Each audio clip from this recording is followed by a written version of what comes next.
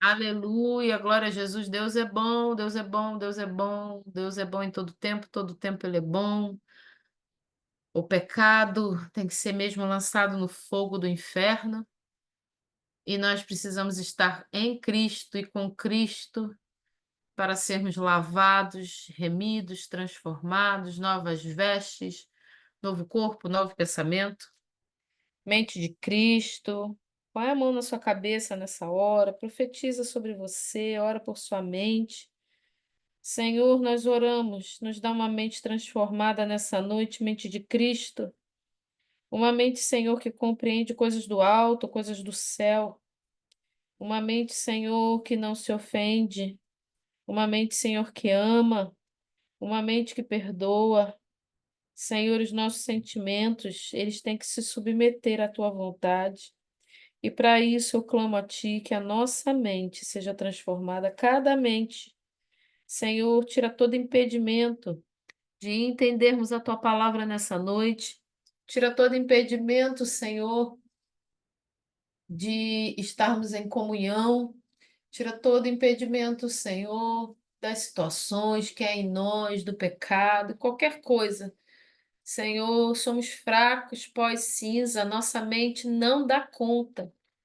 Pai, se não for o Espírito Santo em nós, a nossa mente não dá conta. O diabo quer nos enlouquecer, Satanás quer nos atacar, mas há poder no teu nome. Senhor, no nome de Jesus, nós oramos nesta noite, pelo poder do teu nome. Só com a mente de Cristo nós damos conta, Senhor, de continuar a te servir, de sermos transformados. Senhor, de nos comportarmos conforme a tua palavra nos ensina, conforme o Senhor quer. Nos faz, Senhor, reflexos da tua glória nessa noite. No nome de Jesus, Pai, vai tirando todo impedimento de cada casa, toda dissensão, toda discussão, todo ataque. Repreendemos nesta noite espíritos malignos, demoníacos que tentam atacar seus filhos. Pelo poder do nome de Jesus, não irá prosperar, porque a palavra do Senhor, ela é poderosa, é mais penetrante do que uma espada que corta de dois lados. Há poder, Senhor, na tua palavra, nos alimenta, nos lava, tua palavra cura. Cura-nos nessa noite, Senhor, no nome de Jesus. Amém. Glória a Deus. Hoje, segunda-feira, 26 de agosto de 2024. Queridos, estamos em João. Vamos encerrar o capítulo 6 no nome de Jesus. Aleluia. Vou compartilhar com vocês a anotação que eu tenho, que às vezes eu leio, às vezes não leio, mas eu acredito que deve ajudar, né? Às vezes me ajuda e pode ajudar vocês em alguma coisa. Vamos lá. João capítulo 6 do versículo 60 até o 71. São os últimos versículos do capítulo 6. Por favor, você puder, abra sua Bíblia, acompanhe comigo. Mas por quê? Porque você aprende a manusear sua Bíblia, você aprende a ler a sua Bíblia, você precisa ter contato com a sua Bíblia, com o seu manual, sua regra de fé. Vamos lá. João 6,60 diz o seguinte: Ao ouvirem isso, muitos dos seus discípulos disseram: Dura essa palavra, quem pode suportá-la? Sabendo em seu íntimo que os seus discípulos estavam se queixando do que ouviram, Jesus lhes disse: Isso os escandaliza? Que acontecerá se vocês virem o Filho do Homem subir para onde estava antes? O Espírito da vida, a carne não produz nada que se aproveite. As palavras que lhes disse são espírito e vida. Contudo, há alguns de vocês que não creem, pois Jesus sabia desde o princípio quais deles não criam e quem o iria trair. E prosseguiu: É por isso que eu lhes disse que ninguém pode vir a mim, a não ser que isto lhe seja dado pelo Pai. Daquela hora em diante, muitos dos seus discípulos voltaram atrás e deixaram de segui-lo. Jesus perguntou aos 12: Vocês também não querem ir? Simão Pedro lhe respondeu: Senhor, para quem iremos? Tu tens as palavras de vida eterna. Nós cremos e sabemos que és o Santo de Deus. Então Jesus respondeu: Não fui eu que os escolhi os 12? Todavia, um de vocês é um diabo. Ele se referia a Judas, filho de Simão Iscariotes, que, embora fosse um dos 12, mais tarde haveria de traí-lo. Aleluia! Nós estamos falando no capítulo 6, é um capítulo longo que começou com a multiplicação dos pães. Você que não pôde estar com a gente, vai lá no canal do YouTube, tem a playlist. Agora a gente está elegante, tem como você assistir de novo, e de novo, e de novo, compartilhar, né, comentar, mandar pergunta e conferir, e mandar mensagem para mim dizendo: minha irmã, aquilo ali que você falou estava errado, aí a gente vai lá e corrige. Dá para a gente caminhar junto, ficou mais fácil agora. Então, você que não compartilhou, não acompanhou com a gente desde o começo, eu quero convidar você a dar uma ida lá, tá? Em João 6. Tá bonitinho agora que tem a abertura tá com uma página fixa, né? Com cada aula, né? Tá melhorando. Ajuda aí, oração. Então, capítulo 6 inicia com a primeira multiplicação dos pães. O que que é isso? Jesus pega pães e peixes, reparte para uma multidão, distribui. São poucos pães, né? A palavra de Deus diz que são 5 pães e 2 peixes. Se você pensar bem, somado dá o número 7, né? É o número da perfeição, que simboliza a perfeição. Não é o número da perfeição. Ah, tudo que eu fizer com 7 vai ficar perfeito. Não, ele simboliza a perfeição. Então, eram 5 pães e 2 peixes. Jesus parte para uma multidão de 5.000 homens, quer dizer, por baixo, 5.000 pessoas, fora mulheres e crianças. Todo mundo come, sobra 12 cestos.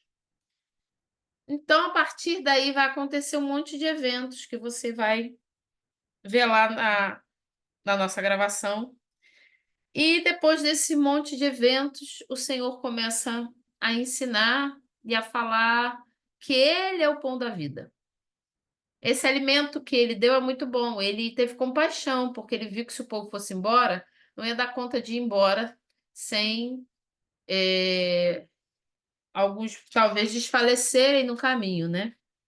Então Jesus tem misericórdia, multiplica os pães, as pessoas comem, alguns vão atrás dele, e Jesus, desculpe, vai começar a mostrar que ele é o pão da vida, que nós precisamos dele. Ele é a fonte da vida. E ele vai dar um ensino longo até o versículo 59. Ele vai falar para a multidão e depois vai falar para os doutores, o pessoal lá que sabia de Bíblia.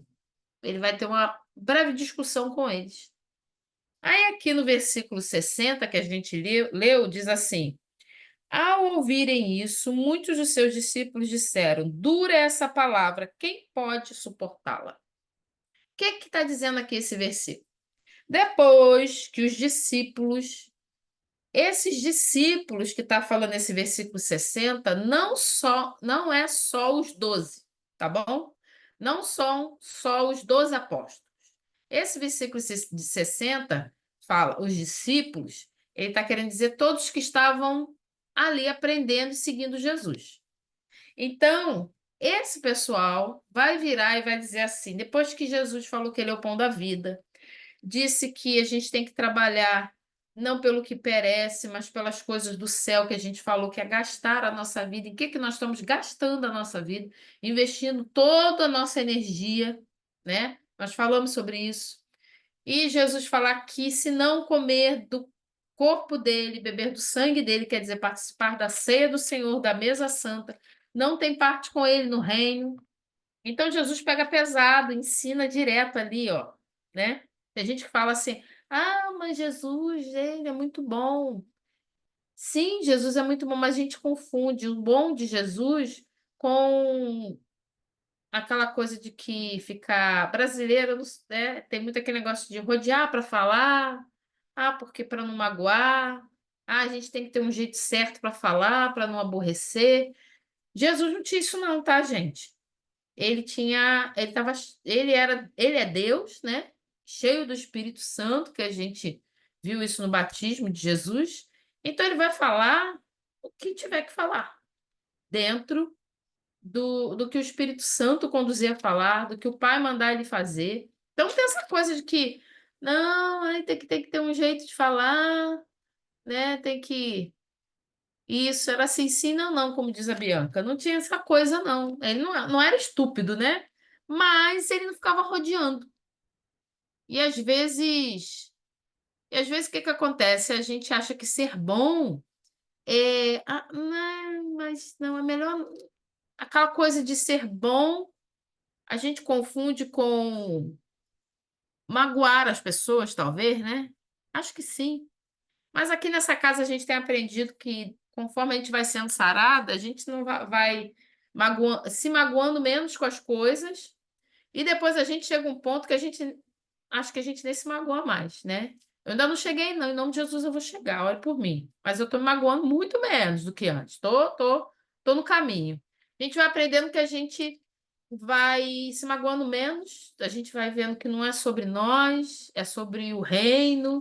Então, então Jesus não está preocupado se vai magoar ninguém, ele está preocupado em dizer o que tem que dizer e fazer o que o Pai mandou ele fazer, porque Jesus ele é a verdade, então ele não vai rodear. Aí o que que vai acontecer? Quando você lê aqui no versículo 60, diz que o pessoal falou assim: dura é essa palavra, quem pode suportá-la? O pessoal vira para Jesus e fala assim: o que você está falando aí, ó, é muito duro, é muito difícil. Quem é que vai aguentar um negócio desse? Ficar de barriga cheia a gente até quer. Receber as bênçãos do Senhor, eu quero ter pão todo dia. Lembra que a gente comentou de ter a comida? A conta da comida paga, né? Não vou precisar comprar, gastar dinheiro, nem trabalhar, porque a gente gasta a nossa vida. A maior parte é pro alimento, a gente precisa comer. Então o povo faz o quê? Essa palavra aí é muito dura. É melhor antes, que é só a gente vir aqui, trazer o nosso prato, receber a nossa refeição, ir embora e fazer o que quiser. E é o evangelho que está sendo pregado muitas vezes. Isso não só hoje, tá, gente? Isso desde da fundação da igreja. Tinham pessoas que pregavam a mentira. A mentira está aí, porque Satanás é o pai da mentira. Então vem com aquela história assim, não, eu recebo o que eu quero, né? A fome, aquela fome que deu, eu vou lá em Jesus, afinal ele multiplica pão e peixe, aí eu vou lá, ele me dá o alimento ali, ó, e dali eu vou como, eu me satisfiz, o que que eu faço? Jesus fica lá e eu vou viver minha vida. Isso te lembra muito, muita coisa, lembra não? Quantas vezes eu fui assim, né? Nós fomos assim. Chega lá, a minha dor de barriga, é o meu problema, a minha angústia, a minha dor, a minha depressão, o meu problema. Não que Jesus não se preocupe. A gente viu que Jesus se preocupa assim. No início do capítulo 6, a primeira coisa que ele faz: não posso dispensar esse pessoal sem comer. Eles não vão dar conta. É melhor eu alimentá-los. Jesus pega, multiplica, o povo come de fartar, ainda sobra. Então ele se preocupa, tá? Mas ele não está ali para satisfazer necessidade momentânea. A intenção dele não é essa, apesar do amor dele fazer isso. O que que Jesus faz? Olha, eu alimentei você com um pão que perece, esse pão que você come, daqui a 3 horas, 6 horas, você está com fome de novo. Agora, eu vou te dar o pão que não perece, que sou eu mesmo. Venha a mim. Vem, eu sou o pão da vida. Lembra? Ele diz, eu sou a água da vida. Foi o que ele falou para a mulher samaritana. Vem a mim, eu sacio a tua fome. Mas que fome é essa? A fome espiritual. A fome de salvação, a fome de perdão de pecados, a fome de uma vida transformada. Eu faço isso. Agora, os outros problemas que você tem serão resolvidos com essa necessidade sendo saciada primeiro. Mas o que que a gente faz? Igual esse pessoal aqui, a gente quer só o imediato. Quando Jesus começa a ensinar realmente a gente, que começa a doer, a gente vira para Jesus e faz igual esse pessoal do versículo 60, faz assim, olha, dura essa palavra. Quem pode suportá-la? Ah, mas é difícil demais ser crente. Ah, não dá para fazer isso não, todo domingo na igreja. Ah, ter que aguentar aquele povo estranho lá? Não. E aquele pessoal com a roupa esquisita, aquela irmã que tem um caguete estranho, aquele irmão que tem uma cara fechada. Não, isso é muito duro, isso é muito difícil. Ah, não, isso não é para mim. Esse negócio de igreja, não, não, eu gosto de Jesus, mas esse negócio de estar em comunhão. Servir a Cristo tem que estar em comunhão, porque a gente só serve a Cristo quando a gente serve o outro. Então, não tem para onde correr. Quantas vezes a gente quer assim, né? A saciedade imediata, mas a gente não quer servir a Jesus. Então Jesus começa a ensinar duro: olha, é assim, é desse jeito. Quando a gente chega diante de Jesus, é o que que a gente escuta? É desse jeito que tem que ser.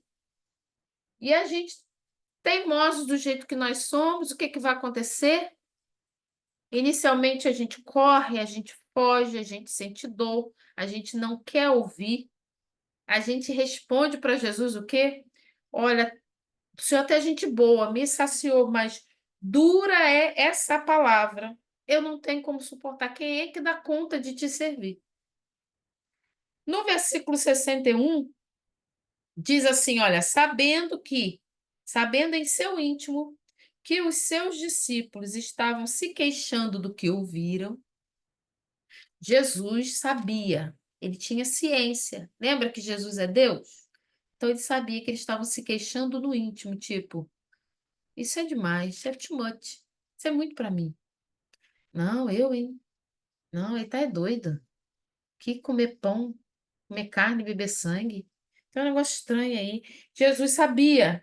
Aí diz assim, ó, Jesus disse-lhe, isso os escandaliza? Quantas vezes, não é? Quando nós estamos diante do Senhor e a gente se quebranta, ou alguém se quebranta muito, se entrega totalmente e não está nem aí. Sabe a luta que está vivendo, a gente olha e fica escandalizado. Jesus assim diz: isso te escandaliza? Isso os escandaliza? 42. Que acontecerá se vocês virem o Filho do Homem subir para onde estava antes? Que é o que vai acontecer. Depois que Jesus morre e ressuscita, os discípulos veem Jesus subir aos céus. Ele sobe aos céus. Eles veem ele subir, subir, subir, até sumir nas nuvens. Minha irmã, mas ele subiu, tipo, flutuando assim mesmo? É, a Bíblia diz que ele subiu mesmo. Não bateu asa, não veio o anjo buscar, ele subiu.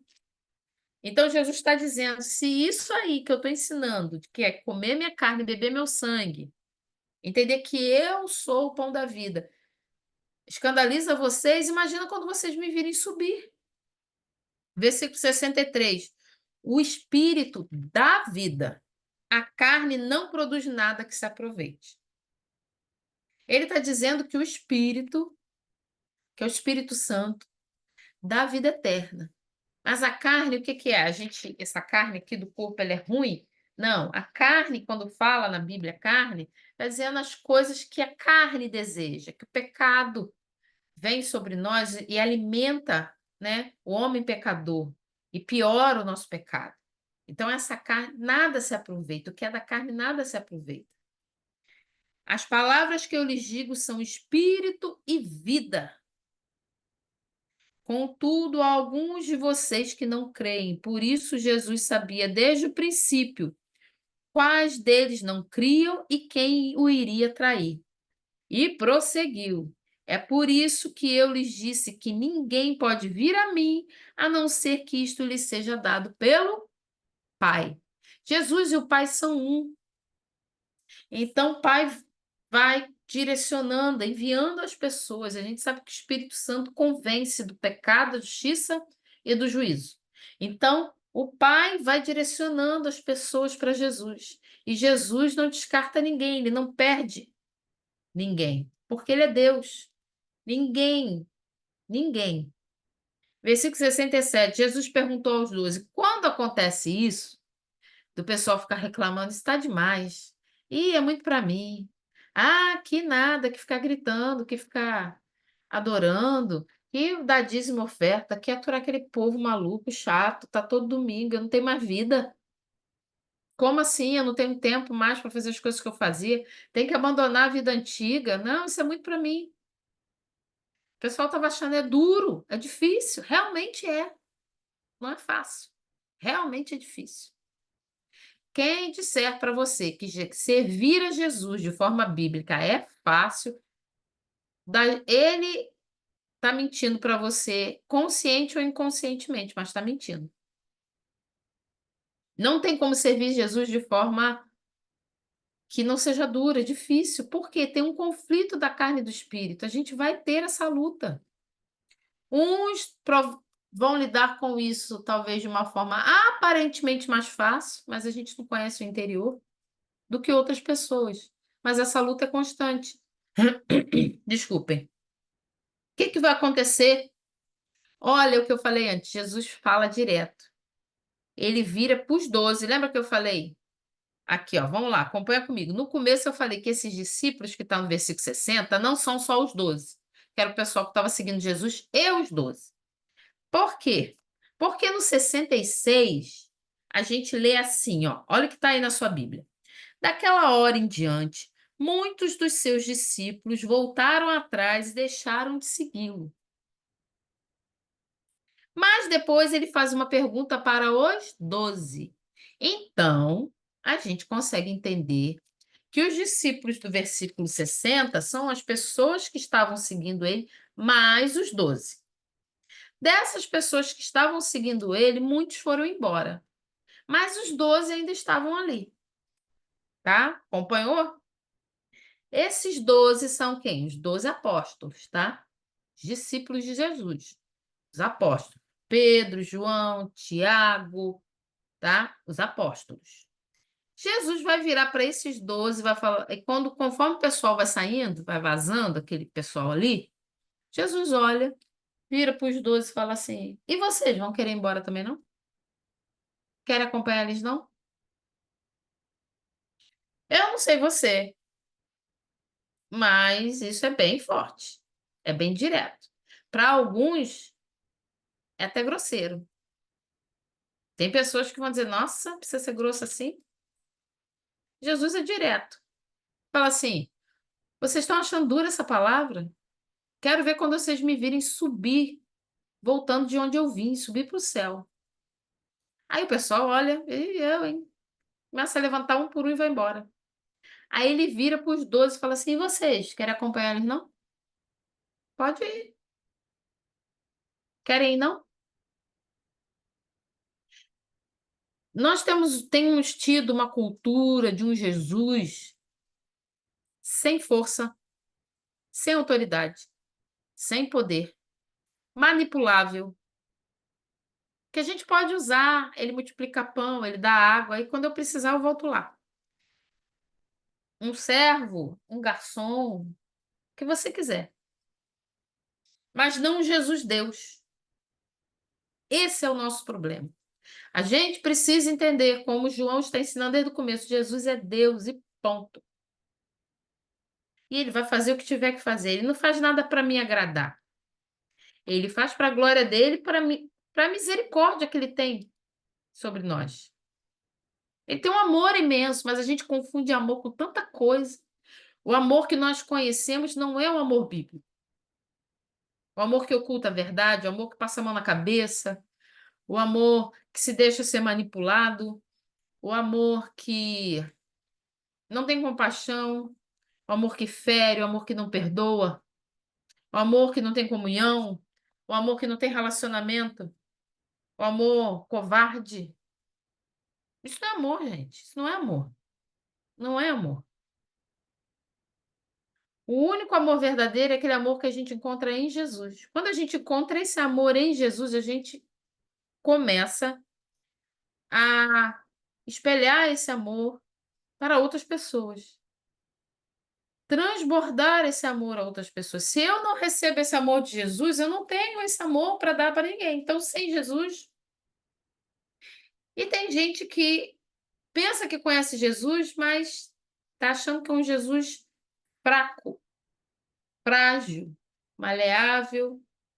Não, Jesus não é assim. Ele vai fazer o que tiver que ser feito, porque ele já fez tudo. Ele fez o limite. Gente, Jesus morreu na cruz, ele deixou de ser Deus e se entregou por nós, comeu nossa comida, dormiu o nosso sono, sentiu nosso cansaço, andou no meio de gente pecadora, suja, andou nesse chão imundo, nessa terra cheia de pecado,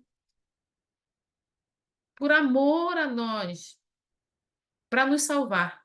Entregou a sua vida na cruz, porque lembre, ele não foi assassinado, ele se entregou. Ele não foi julgado e condenado, ele se permitiu ser levado.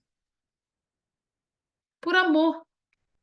Então ele já fez tudo. Sabe quando você, alguns falam assim, faria tudo por você.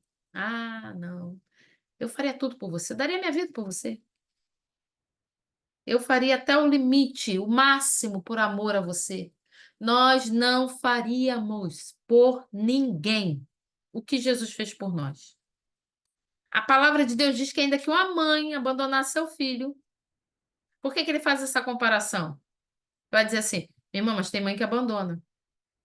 Mas a gente tem noção do que é o amor de uma mãe de verdade, uma mãe verdadeira. Ele compara, faz essa comparação, não dizendo que o dele é igual, porque o dele é muito maior. E olha, eu sou mãe, então eu posso dizer, o dele é muito maior do que o meu amor pelos meus filhos. Ele faz essa comparação, lembra que a nossa mente é limitada, devagarzinha, para entender a Bíblia, entender Jesus, entender. Afinal, ele é Deus, né? Então a gente não vai acompanhar, ele precisa desenhar. Ele fala assim: ó, vou fazer uma comparação para você entender. Se uma mãe que ama seu filho, ainda assim deixar de amar e abandoná-lo, eu não te abandono. Então o amor dele chegou no limite. Ele fez tudo. Então ele já fez tudo. Ele pode chegar e falar: tá duro para você? Quer ir também? Ele pode virar para mim e falar assim: Valquilane, tá difícil me servir? Sinto muito. Esse é o caminho. Ou você caminha, ou você vai para o inferno. Não tem outro jeito. Jesus é assim, sim, não, não, como a Bianca botou agora há pouco. Ele pode chegar para mim e falar assim: você tem a opção de não caminhar mais. A escolha é sua. O que eu tinha que fazer, eu já fiz. É o que ele diz para eles: olha, é isso aí, não tem outro jeito. Quer ir embora? Pode ir. Versículo 67. Jesus perguntou aos 12: vocês também não querem ir? Simão Pedro lhes respondeu: Senhor, para quem iremos? Tu tens a palavra, as palavras de vida eterna. Nós cremos e sabemos que és o Santo de Deus. Pedro poderia ter ficado ofendido, magoado, que a gente vai ver que por outras vezes ele vai dar uns mole. E eu amo a palavra de Deus também por isso, gente. Você tem ideia de que a palavra de Deus ela não esconde os pecados dos personagens da Bíblia? Não tem só herói aqui. O único herói, o único todo-poderoso, sem nenhum erro, é Deus, é Jesus. O restante sempre tem um deslize aqui, um trem ali, um pecado aqui. Mesma coisa que acontece com Pedro, né? Nega Jesus, se antecipa, corta a orelha do cara. Mas aqui, o Pai revela a ele, e ele, os lábios dele é tomado pelo Espírito Santo, e ele diz: Senhor, para quem iremos? Tu tens as palavras de vida eterna. A gente tem que ter essa consciência. Tá bom, Jesus, está doendo. Sinceramente, isso até me magoou. Não gostei do que eu ouvi. Mas eu vou para onde? Se só o Senhor tem a palavra de vida eterna. Para onde eu vou? O que vai ser de mim se eu te abandonar? O que vai ser de mim se eu escolher outro caminho? Para onde? Para onde eu posso ir? Então Jesus respondeu: Não fui eu que os escolhi, os 12? Todavia um de vocês é um diabo. E ele diz assim: Não foi eu que escolhi vocês? O Senhor te escolheu. Aí, às vezes, quando a gente escuta isso, a gente se acha, né? Ah, o Senhor me escolheu. Ele escolheu. Mas não é para a gente se achar. O Senhor nos escolheu pelo seu amor e misericórdia. Aí, o que que a gente tem que fazer? Para onde eu vou? Hoje, agora, tá, gente? Pensa assim. Tô lá sentadinha, escutando Jesus falar aquele monte de coisa e penso, nossa, isso é difícil demais para mim. Acho que eu não dou conta. Tá pesado demais. Uf, não é mentir. Não, não é dar uma de forte. Não foi isso.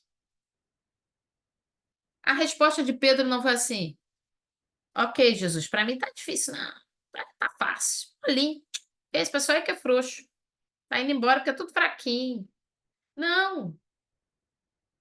Ele entende que realmente é difícil, que ele é fraco. Mas a resposta dele: Tá, mas aí, para onde que eu vou? Se não for com Jesus, para onde você vai? Para onde a gente vai? Se a gente não insistir. Ah, mas eu não tenho resposta. Ah, mas eu tô cansado. Ah, mas não é como eu pensava. Ah, mas eu não tô sentindo. A gente tem que lutar contra esse pensamento. Mas eu não estou sentindo nada. Não tem um arrepio, não tem uma profecia. Ah, não tem um anjo vindo dando uma resposta. Não tem um Miguel, um Gabriel se apresentando. Não tem um aleijado andando. Não tem nada diferente acontecendo. A gente tem que parar com isso. Sabe por quê? Nós não temos outra opção. Se não for Jesus, para onde nós vamos? Quem tem a palavra de vida eterna além dele?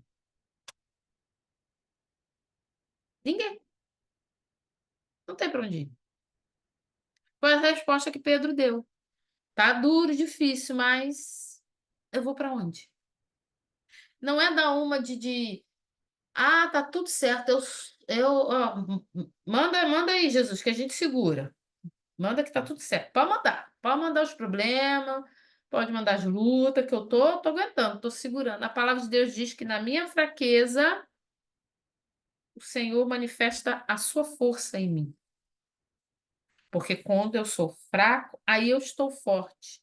Por quê? Porque na minha fraqueza, o Senhor vai manifestar a força dele em mim. Ele vai fazer, aí eu vou olhar e vou dizer assim: dura realmente essa palavra, Senhor, mas ainda bem que o Senhor está comigo. Ainda bem que o Senhor está comigo nesse caminho. A gente entende que não é a nossa força. Porque se a gente consegue, a gente tira Jesus do trono e coloca a gente. A gente não conseguindo, a gente já faz isso. E Jesus sabia quem ia traí-lo, que era o Judas Iscariotes. Por que, né, a gente fala Judas Iscariotes? Porque tinham dois Judas, duas pessoas com nomes de Judas, tá? Nos discípulos. Então, quando você vê Judas Iscariotes, é o traidor. O outro Judas não é o traidor, tá? Deixa eu ver, gente, que horas são aqui. Vamos lá, caminhando. Até aí, todo mundo vivo? Alguém quer perguntar alguma coisa antes da gente ir para o capítulo 7? Aleluia, glória a Jesus.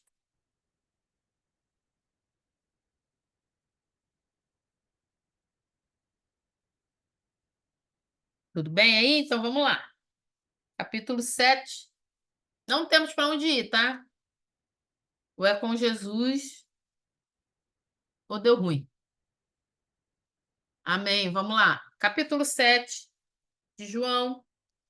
Nós vamos ler do versículo 1 até o 13. Acompanha aí.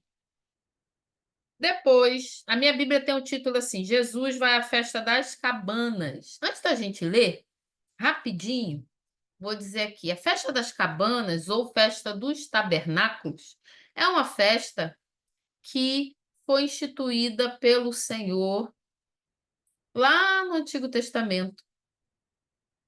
Deus fala para Moisés, dizendo umas festas que o povo teria que comemorar. Olha como é que o nosso Deus é lindo, ele é festeiro.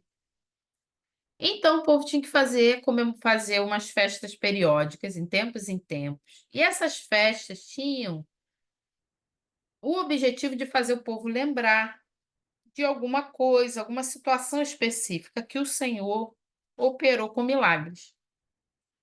Até aí, tudo bem? O que é essa festa das cabanas? Ou festa dos tabernáculos? É uma festa em que o povo tinha que dormir em tendas, em cabanas. Eles construíam as tendas. Na época de Jesus, eles já não moravam mais em tendas, eles tinham casas em local fixo, feito de barro. Telhado, acho que era de palha, se eu não me engano, com barro. Então, eles tinham que construir umas tendas.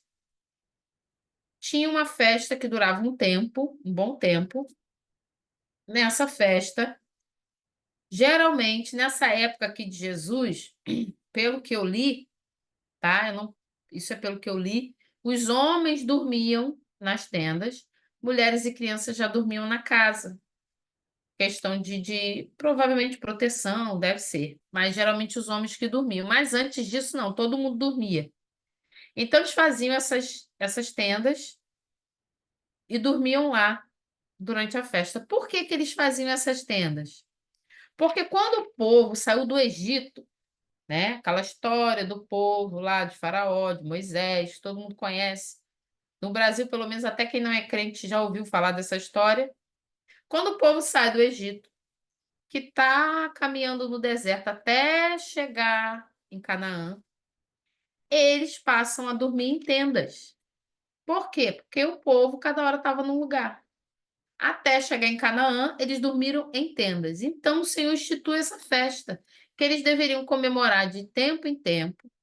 Nesta festa, eles deveriam lembrar do tempo em que seus antepassados, seus tataravós e antepassados, mesmo aquele povo bem atrás deles, tinham vivido essa experiência de ser sustentado pelo Senhor no deserto. Viver em cabana sustentado pelo Senhor no deserto, aquele Deus que estava livrando o povo do Egito. Então, essa festa aqui, que lembrava isso, tá? É nessa festa que Jesus está indo, tá bom? Faz esse cenário na sua mente, vai ficar mais fácil para você acompanhar e entender. Jesus terminou de fazer, fez a multiplicação, ensinou o povo, teve aquele bate-boca com o pessoal lá que sabia da Bíblia. Depois, alguns abandonam Jesus porque acham que ele está exigindo demais. Os 12 continuam, e mais alguns, não diz que são todos que tinham abandonado, então são os 12 mais alguns. E agora, ele vai para essa festa dos tabernáculos ou festa das cabanas, tá bom? Capítulo 7. Depois disso, Jesus percorreu a Galiléia, mantendo-se deliberadamente longe da Judéia, porque ali os judeus procuravam tirar-lhe a vida. Mas, ao se aproximar a festa judaica das cabanas, os irmãos de Jesus lhe disseram: Você deve sair daqui e ir para a Judéia, para que os seus discípulos possam ver as obras que você faz. Ninguém que deseja ser reconhecido publicamente age em segredo. Visto que você está fazendo estas coisas, mostre-se ao mundo, pois nem os seus irmãos criam nele. Então Jesus lhes disse: Para mim ainda não chegou o tempo certo. Para vocês, qualquer tempo é tempo. O mundo não pode odiá-los, mas a mim odeia, porque dou testemunho de que o que ele faz é mal. Vão vocês à festa, eu ainda não subirei a esta festa, porque para mim ainda não chegou o tempo apropriado. Tendo dito isso, permaneceu na Galiléia. Contudo, depois que os seus irmãos subiram para a festa, ele também subiu, não abertamente, mas em segredo. Na festa, os judeus o estavam esperando e perguntavam: Onde está aquele homem? Entre a multidão havia muitos boatos a respeito dele. Alguns diziam: é um bom homem. Outros respondiam: não, ele está enganando o povo. Mas ninguém falava dele em público por medo dos judeus. Até aqui. O que que acontece? Jesus, depois disso, lembra que João faz assim? 2 dias depois, um tempo depois, depois disso. João é bem cronológico, né? De tempo em tempo, tá? Hoje, amanhã, depois da manhã. Então, depois disso tudo, Jesus vai lá, né? Ele sai da Galileia, ele percorre a Galileia, quer dizer, e fica na Judéia. Por quê? Porque ele sabe que os judeus queriam matar ele. Por que que os judeus queriam matar ele? Porque estavam acusando ele de blasfêmia. O que que é blasfêmia? Para os judeus, se igualar a Deus é uma blasfêmia. E Jesus dizia para eles que ele era Deus. Então eles queriam matar Jesus. Porque Jesus todo o tempo estava dizendo que ele era Deus, se igualando a Deus. Eu e o Pai somos um, o Pai me enviou, tudo que o Pai que eu faço é que o Pai me revelou, eu o conheço, só eu o vi. Então eles queriam matar Jesus, porque Jesus se igualava a Deus. Então isso para eles é chamado de blasfêmia, ok? Queriam matar ele. Então estava chegando essa festa. Os irmãos de Jesus viram para Jesus e falam assim: olha, você deveria ir para a festa. Porque ninguém que quer ser conhecido, ser famoso, fica na encolha, fica escondido, igual agora. Ninguém que quer ser conhecido não se expõe na internet, ninguém que quer ser conhecido não faz vídeo, ninguém que quer ser conhecido, não usa de artifícios para que as pessoas saibam que ele existe. Então os irmãos dele falam: olha, vai lá para a festa, vai ter muita gente. É como se ele dissesse assim, né? Vai ter muita gente. É uma festa que todo mundo vai, que todo mundo comemora. Vai para lá que para que você seja conhecido, porque se você continuar assim, ninguém vai saber, né? Mas a palavra de Deus diz aqui que nem os irmãos de Jesus criam nele.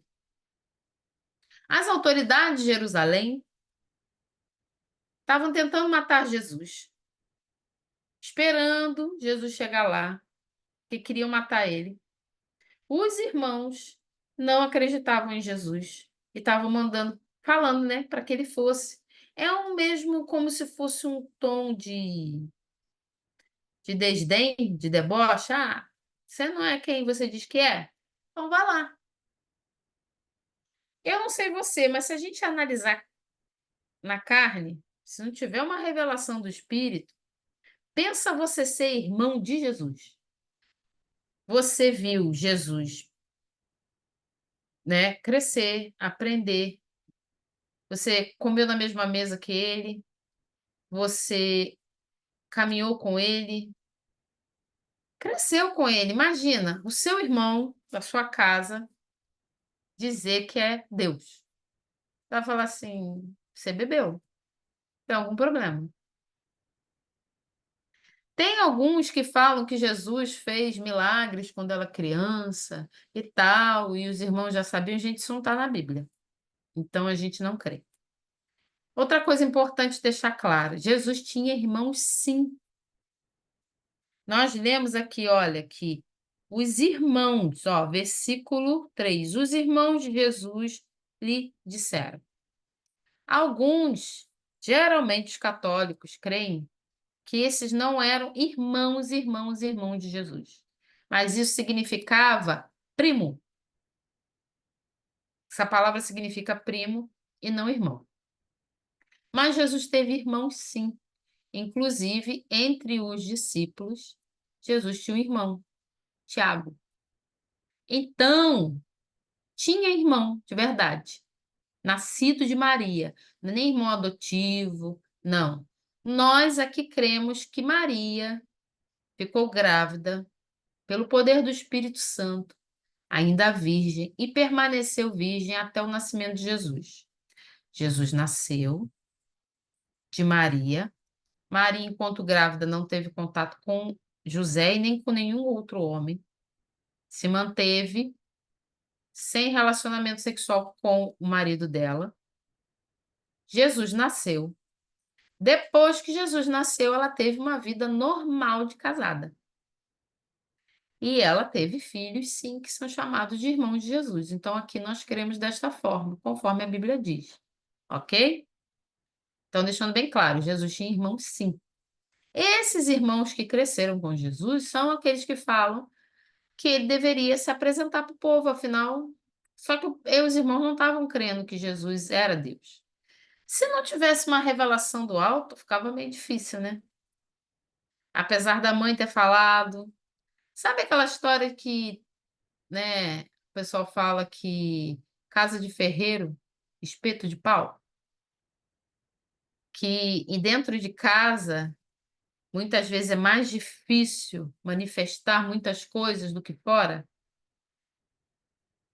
Desse jeito.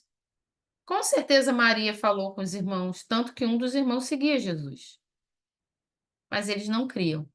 Se não houver revelação, se o Espírito Santo não convencer, nem sendo irmão de Jesus a gente crê. Então fica bem complicado.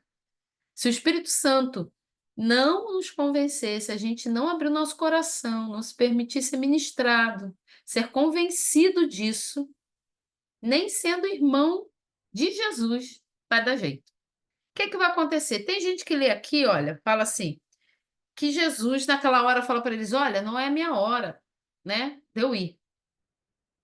E depois Jesus vai. Tem gente que fala assim, Jesus está mentindo aí? Ele disse que não ia e depois ele foi.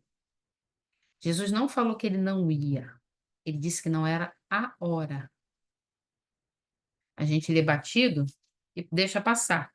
Olha o que ele diz aqui, ó, versículo 6. Então Jesus lhes disse: para mim ainda não chegou o tempo certo.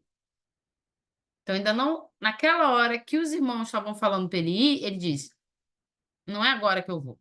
Não chegou o tempo. Depois ele vai e fica em segredo. Aí, às vezes, a pessoa lê isso aqui, eu já ouvi pessoas falar assim, mas Jesus estava mentindo, porque ele falou que não ia. Eu falei, não, ele não disse que não ia. Ele disse que ele não era o tempo dele ir naquela hora. Ele não falou que não ia. Depois ele vai para a festa e fica em segredo, escondido ali, porque ele sabia que as autoridades queriam matá-lo. Quem seriam essas autoridades que queriam matá-lo? Judeus que queriam matá-lo. Esses judeus eram as autoridades de Jerusalém, que eram representadas pelo Sinédrio. O que é isso? Eram as pessoas que ensinavam a lei da palavra, da Bíblia, vamos dizer assim, da Bíblia da época, que é o Antigo Testamento que você tem na tua mão. O Antigo Testamento que nós protestantes temos na nossa mão é a Bíblia da época.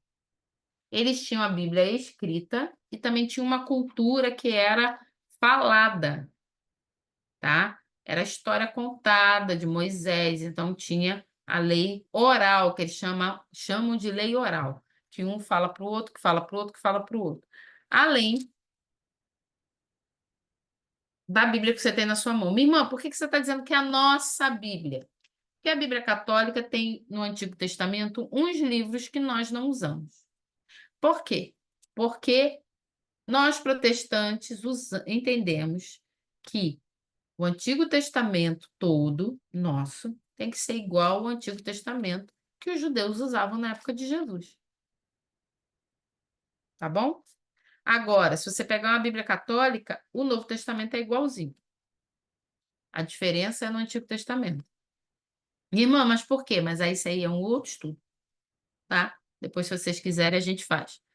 Só para você saber, a Bíblia que você tem na sua mão, o Antigo Testamento é o Antigo Testamento que Jesus tinha, que ele lia, tá bom? E esse pessoal aí das autoridades queriam matar Jesus por quê? Afinal de contas, lembra? Eles sabiam o que era blasfemar. Ele infringiu a lei, ele tem que ser morto. Nós não somos donos da vida de ninguém, mas eles achavam que eram. Então Jesus vai chegar no templo e vai começar a ensinar. O que que diz aqui no versículo, no capítulo 7? Versículo 10. Contudo, depois que seus irmãos subiram à festa, ele também subiu. Não abertamente, mas em segredo. Na festa dos judeus, o estavam esperando e perguntavam: onde está aquele homem? Entre a multidão havia muitos boatos a respeito dele. Alguns diziam: é um homem bom, é um bom homem. Outros respondiam: não, ele está enganando o povo. Mas ninguém falava dele em público por medo dos judeus. Quem são esses judeus? São as autoridades que a gente comentou agora. O que que o pessoal falava? Não falava assim, ficava meio que cochichando. Um chegava para o outro e falava assim: o que que você acha? Aí falava assim: eu acho que ele é um homem bom. A outro fala: nada, tá enganando, é mais um que tá enganando. Aí quando passava uma autoridade do Sinédrio, dos judeus, aquele pessoal que sabia de Bíblia, que ensinava a lei, eles ficavam calados. Por que que eu estou falando assim? Para que você consiga criar cena na sua mente. Eu acredito que dessa forma fique mais fácil para você gravar os acontecimentos e entender que muitas das nossas atitudes são espelhos do que acontecia naquela época. O pecado não é coisa velha, a gente repete. É igual que a gente falou agora há pouco. É duro demais ser crente. E quantos hoje em dia falam assim? Nada, Jesus não é Deus nada. E nem desde quando que ele está falando que vai vir e nunca que vem? Isso é história. E o povo ainda está insistindo nisso. Vocês são um bando de trouxa. Aí o outro vira e fala assim: não, Jesus é bom, ele é o caminho, ele é a verdade e a vida. E em alguns lugares não se pode falar nada sobre Jesus, porque você pode ser morto. Seja qualquer coisa que for falar de Jesus. Uns acreditam, outros não acreditam. Gente, a Bíblia, ela é atualíssima. Ela é atual. Tem muitos estudiosos, muitos teólogos aí, que não gostam de dizer que a Bíblia é o jornal de hoje. É, mas eles não gostam de dizer com tom, alguns com tom de desdém. Para algumas pessoas é mais fácil entender dessa forma, mas eu acho que a Bíblia é mais do que o jornal de hoje. Porque o jornal de hoje, ele mente. A internet, ela, papel aceita qualquer coisa, na internet aceita qualquer coisa, tem muita fake news, né, que a gente fala. Mas a Bíblia, ela não tem notícia mentirosa. Lembra que eu falei agora há pouco que eu amo a Bíblia ser a verdade de um ponto de falar o pecado de heróis bíblicos, de falar de problemas, de limitações das pessoas. O único que não tem limitação é Deus. E um exemplo que a gente tem é Jó. Jó, a palavra de Deus diz no começo que Deus fala assim, que Jó era um homem que procurava se desviar do mal. Mas ele era um homem pecador como eu e você. Se você estudar o livro de Jó, você vai ver que mesmo nos questionamentos dele ali com Deus, falando a verdade com Deus, ele não pecou. Mas ele teve os erros dele como ser humano. Davi, Davi, o homem que a Bíblia diz que é segundo o coração de Deus. E é verdade. Davi é um homem segundo o coração de Deus. O que que vai acontecer? A Bíblia diz que ele foi adúltero, assassino. Não esconde. O único perfeito é Jesus. Nessa noite eu quero convidar a gente a trazer à nossa memória quem é Jesus. Quem é o nosso Deus? Quem é aquele que nós servimos? Tomar uma decisão realmente de que realmente é difícil seguir Jesus. Não é fácil. É muito difícil. Mas é o único caminho. Se você, nesse momento, pelas adversidades da vida, pelas situações que você tem vivido, você tem flertado com outros caminhos, É hora de voltar. É hora de olhar e falar assim: para onde eu vou? Para onde eu vou além de ti? Se eu te abandonar, o que vai ser de mim? Só o Senhor Jesus tem a palavra de vida eterna. Só o Senhor pode me salvar. Para onde eu for, eu vou me perder. Feche seus olhos, vamos orar?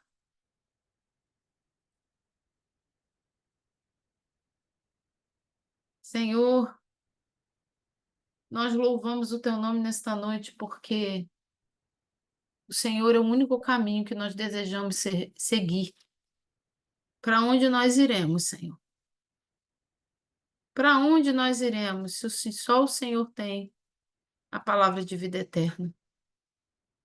Para onde iremos nós? Estaremos perdidos como ovelhas sem pastor. Pai, o Senhor nos resgatou e o Senhor tem tratado de nós, nos dá força nessa noite. Restaura as nossas forças, Espírito Santo. Levanta o fraco e abatido nessa noite. Espírito Santo, encontra os corações dispostos a te ouvir. Mentes sejam transformadas nesta noite no nome de Jesus. Pensamentos sejam transformados nesta noite em nome de Jesus. Eu clamo pelo nome de Jesus em cada lar nessa hora, em cada casa nesta hora. No nome de Jesus, Espírito Santo visita cada casa, cada cômodo, destruindo todas as obras do inferno, todas as obras do maligno, no nome de Jesus. Espírito Santo de Deus, vem com poder e autoridade, trazendo o nosso convencimento, um convencimento que vem de ti, entender que só o Senhor Jesus é o caminho e nunca nos desviarmos dele. Senhor, fortalece em nós essa palavra e que ela nunca se apague dos nossos corações. No nome de Jesus. Amém. Glória a Jesus. Alguém quer perguntar ou comentar alguma coisa antes da gente se encerrar? Aleluia. Glória a Jesus. Enquanto eu bebo a água. Glória a Deus. Muito Quero, obrigada. Diz aí, Fabiana. quero só fazer um comentário, a paz do Senhor. Pai do Senhor. E lindo é a capacidade que o Senhor tem. Assim, tudo em Jesus sobressai a nós, né? Mas nós amamos, né? Amamos um filho, amamos uma mãe, um pai, um esposo. Mas quando nós somos contrariados, né? Quando aquela pessoa ali que nós tanto amamos, tanto somos capazes de fazer coisas, né, imensuráveis por eles, ali nós precisamos entrar num lugar, né, assim, para perdoarmos, para realmente ali resgatar, né, trazer aquela confiança novamente. E assim, quando eu estava no início da aula, eu fiquei meditando assim, o quanto nós aborrecemos o Senhor, quando nós idolatramos, né, pessoas, ou fazemos tantas coisas que entristecem o nome de Deus. E assim, no primeiro ato que nós damos o indício, né, que estamos arrependidos, o Senhor nos abençoa, né, nos perdoa, troca as nossas vestes. Essa capacidade que Deus, né, e Jesus tem de perdoar, o Espírito Santo tem de nos perdoar, é algo que nós seres humanos nunca vamos compreender, né? Porque é algo assim, você vê que tem pessoas assim que às vezes atravessam uma vida inteira pela falta do perdão, né? Estagna a própria vida, estagna a vida do filho, do esposo, a vida inteira, porque não tem a capacidade de perdoar. E eu falo assim, Deus, ele não engastai os nossos perdão. A partir do momento que nós nos prostramos, independente do erro que for, o Senhor nos perdoa. É muito rápido. Eu falo assim, ele não segura nem por um segundo, né, o perdão a nós, né? E ele não precisaria. Ele poderia falar, ó, filho, eu vou te deixar aí uns 10 anos, né? Vou liberar o seu perdão daqui uns 10 anos. E aí eu fiquei meditando, durante toda a aula, eu fiquei pensando assim, essa superioridade, né, que Deus tem sobre nós, né? É algo assim que é algo que mais nós deveríamos ser semelhantes a Ele, e é o que eu creio que nós mais temos dificuldade de parecer com Cristo, né? É a capacidade de perdoar. Era só, Amém. era só isso que eu queria comentar. É verdade, só o Senhor Jesus, só o amor dele, é um amor que a gente não explica, um amor que a gente não tem entendimento, mas ele nos alcançou. Gente, muito obrigado, Fabiana, Diaconisa Fabiana, pastora Flávia, Janaína, Fernanda, pastora Val, pastora Simone, pastor Nilton, pastor Josué, querida Bianca, Otávio, seja bem-vindo novamente. Anderson, abençoe, Deus abençoe sua casa. Diácono Johnny, aleluia. Clarice, Tereza, missionária Tereza, Talita, a Elisete, Deus abençoe, e a minha filha Ana, acho que tinha mais alguém, pastora Osicran Caldas, Deus abençoe. Gente, Deus abençoe vocês, renove suas forças. No nome de Jesus, um bom descanso. Até segunda-feira. Fiquem com Deus. Um beijo.